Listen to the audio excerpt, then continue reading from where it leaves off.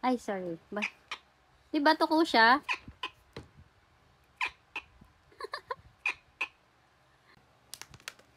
Ang kailangan ko dito ay isang empty bottle at saka face mask kasi kukuhain ko tong taling ito. So, syempre, cutter at saka gunting. Yan lang ang kailangan natin sa aking gagawin na laruan. Okay, start na ako.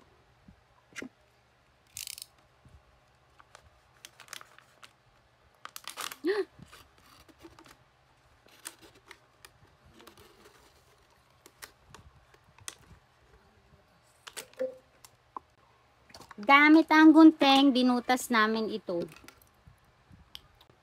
Tapos ngayon, itong tali ng face mask, kukunin natin.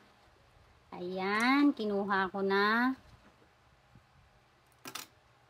Tapos, may sabi talaga.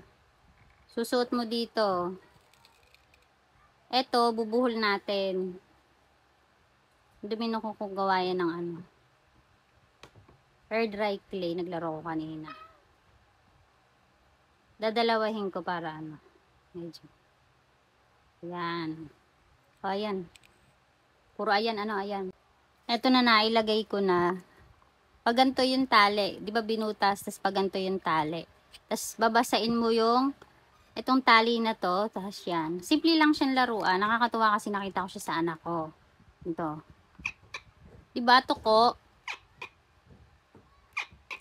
Ay, sorry. Diba tuko siya?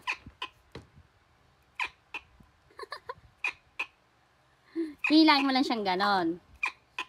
Di, tuko. Yun lamang. Thank you for watching.